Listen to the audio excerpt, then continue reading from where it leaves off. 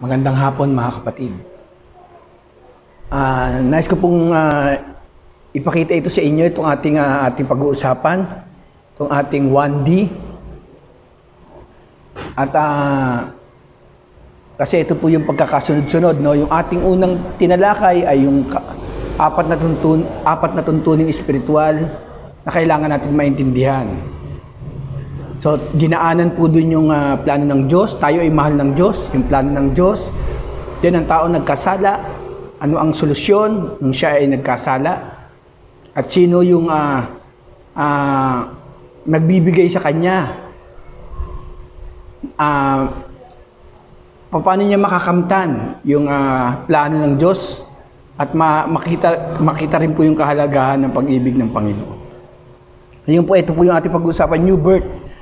Kapanganakan.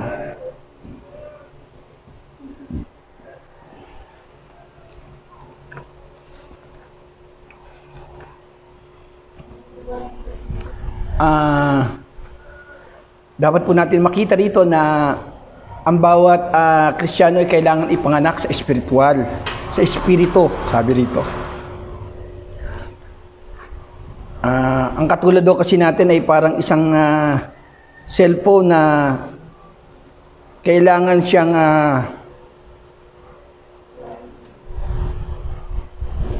ang katulad daw po ng Kristiyano ay kailangan na hindi isinisilang ay katulad ng cellphone na walang load at signal. Yan po. At kailangan po tayo po ay ma-charge para po magkaroon po tayo ng connection sa Panginoon. So, isa sa mga dahilan na kailangan isilang tayo sapagkat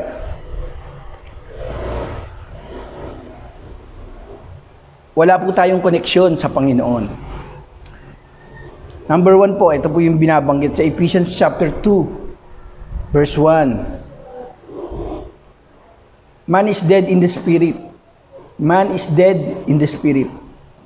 Patay po yung ating ang espiritu po hindi naman po namamatay. Kaya lang po, dahil po wala po tayong espiritu, hiwalay tayo sa Diyos dahil sa kasalanan, hindi natin maibigay yung tamang pagsamba sa Diyos. So, dahil sa ating mga pagsuway at mga kasalanan, maituturing na patay. Hindi tayo makapagsamba sa Diyos. Kaya kung papansinin niyo po, ang pagsamba natin, gusto natin ay nakikita. Ang tao ganyan, gusto nakikita.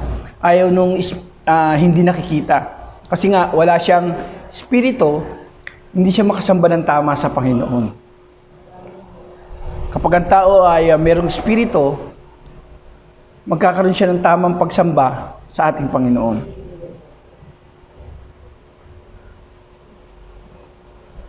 So kapag daw ang tao ay walang spirito, hindi siya maaaring sumamba sa Panginoon. Kailangan meron siyang spirit. So, yun po yung kahalagahan na dapat natin makita rito.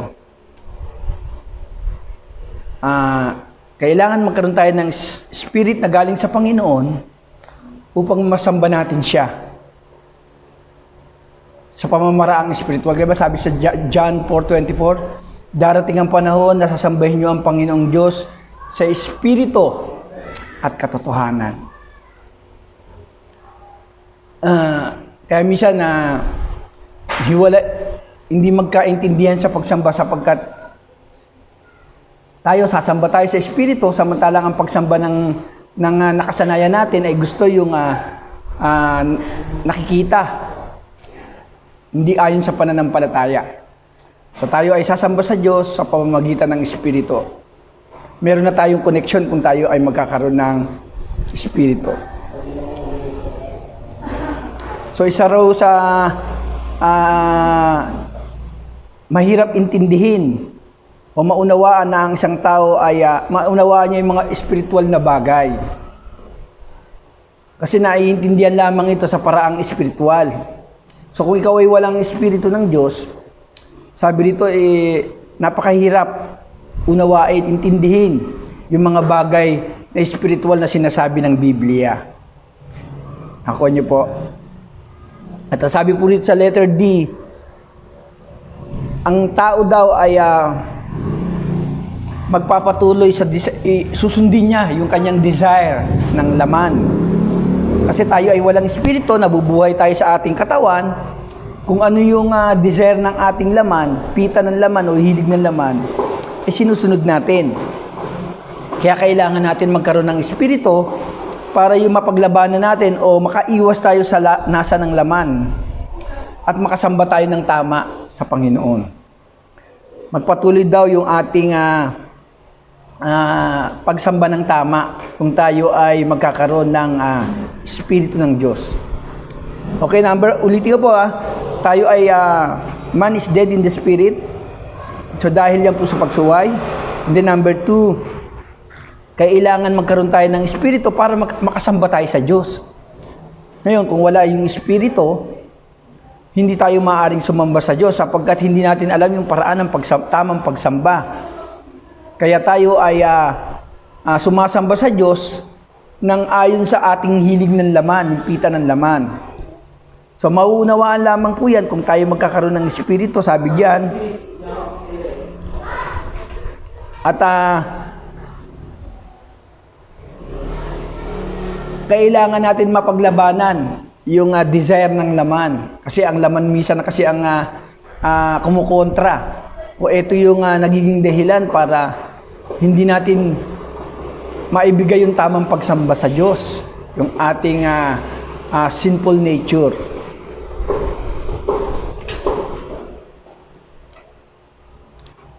Sabi rito, ang isang tao ay patay sa kanyang walang espiritu, ay wala siyang control sa kanyang nasa ng laman. So, ganoon naman talaga mga kapatid. Kung ano yung nararamdaman mo, kung ano lang yung nakasanayan mo, yun lang ang paraan mo ng pagsamba. Kaya kailangan na magkaroon tayo ng matanggap natin yung espiritu, ipanganak tayo sa espiritu, magkaroon tayo ng kapanganakan para maintindihan natin yung mga bagay na ito patungkol sa mga espiritual. At ang sabi niya sa letter E, ang tao daw ay mag-aani ng kamatayan. Sapagkat kung ano yung itinanim mo, kung ano yung ginagawa mo, yun lamang yung mangyayari. Hindi ka makasamba sa Diyos ng tama. So kapag hindi ka isinilang, hindi ka raw makakapasok. Man will not able to enter God's kingdom. Kaya kailangan isilang, ipanganak na muli. Ito po ba ay gawa-gawa lang po? Hindi po, nanggaling po ito sa sinabi ng ating Panginoon. Nung siya ay nakikipag-usap kay Nicodemo, na isang Pariseo. Sinabi ng Panginoon na kailangan isilang na muli upang makapagharian siya ng Diyos. Maghari sa Kanya ang maintindihan niya yung paghahari ng Diyos.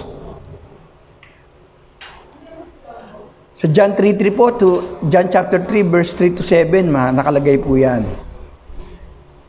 Yung pakikipag-usap ni Nicodemo sa ating Panginoon. Si Nicodemo po ay tagapagturo. Pero nung nakikipag-usap na siya sa ating Panginoon patungkol sa kapanganakan, hindi niya po ito maintindihan sapagkat hindi naman po ito physical na usapan. Ito po ay spiritual. Kaya nga po ating pinagbibigyan din na kailangan isilang na muli ang isang tao. Ang isang taong lumalapit sa Panginoon, kailangan niyang ipanganak na muli. Napakahalaga nun. Dapat po natin maintindihan. Ang kapanganakan ay diyan magsisimula upang maunawaan natin yung paghahari ng Diyos sa buhay natin.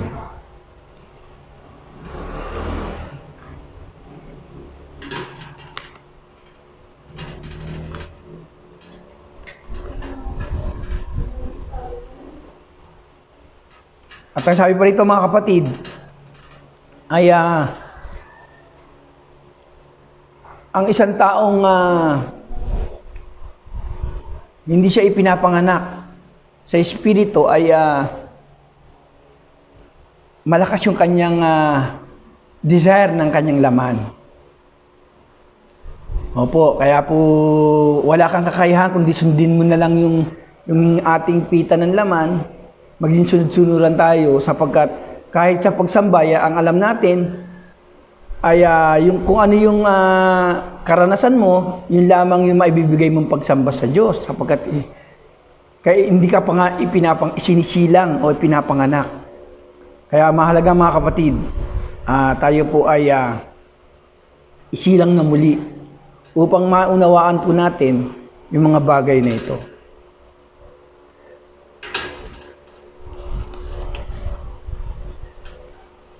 At mayroon po kasing mga bagay na ipinapaliwanag dito.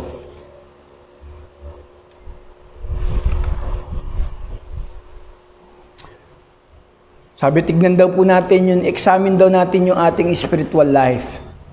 Especially doon sa mga nagsisimula pa lamang sa ating ang ugnayan niya sa ating Panginoon. Hindi niya na masyadong naiintindihan. Examine mo yung status ng yung spiritual life, no? Tingnan mo yung buhay. Kung ikaw ba ay isinilang na muli. At ito nga po, ipinaliliwanag po natin yung kailangan tayong ipanganak sa espiritu. Opo, kailangan po yan. Kasi hindi mo maintindihan yung mga usapang espiritual kung hindi ka isisilang na muli.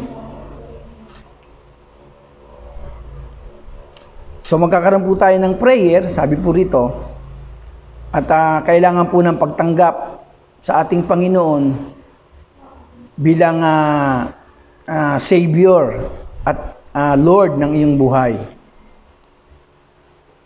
So magpipray po tayo para mag-end po yung ating topic. At yun nga po, pinapaliwanag po natin na kailangan mong tanggapin ang ating Panginoon para maisilang kang muli sa Espiritu. Sige po, tayo po ay mananalangin at hilingin natin sa Panginoon na sa pamamagitan ng ating pagsisisi sa ating mga kasalanan at pagtanggap sa Kanya ay pagkalooban tayo ng Espiritu at isilang tayong muli. Yan po. Napakahalaga po kasi yan eh. Hindi po natin po kasi hindi po tayo isisilang na muli, hindi po tayo paghaharihan ng Panginoon. Ng kanyang, hindi po natin maiintindihan ang katwiran ng Panginoon, yan po yung kanyang kingdom, no? Yung katwiran. Yung mga katotohanan na ipinapaliwanag ng ating Panginoon ay mauunawaan lamang sa paraang espiritual. So kailangan natin isilang, ipanganak na muli, upang ang lahat ng ito ay magkaroon ng kaganapan sa atin. Sige po tayong manalangin. Panginoon, salamat po sa inyo sa araw na ito, lumalapit kami. At tunay nga po, Panginoon, na sa aming mga kapatid na bago pa lang nagsisimula, ay pagpalain mo po sila. Hayaan mo, Panginoon, na magkaroon po kami ng pagtanggap sa iyo bilang Panginoon at sariling tagapagligtas ng aming buhay. Hiniling po namin, Panginoon, kami po ay pagkalooban mo ng Espiritu upang kami maisilang na muli at pagharian mo kami, Panginoon. Sinusuko po namin sa inyo ang aming buhay at inahayaan namin na kayo po ang kumilos sa aming mga kapatid na ito na nagnanais na magkaroon ng ugnayan sa inyo, Panginoon. Hiniling din po namin na patuloy mo silang ipaunawa mo sa kanila, Panginoon, na sila po ay makalaya sa pita ng laman sa pamamagitan ng kapanganakan at paghahari ng Espiritu sa buhay nila ay maunawaan po nila, Panginoon, kung ano ang mga bagay na ito na aming pinag-uusapan. Pagpalain mo po sila, Panginoon, at sa pangalan ni Jesus, hiniling ko po na inyo pong ibigay, ipagkaloob sa kanila ang banal na Espiritu Santo sa mga taong ito, Panginoon, na nagnanais na makilala ka, Panginoon. Salamat po, Panginoon. Hiniling po namin ito sa matamis na pangalan ni Jesus. Amen.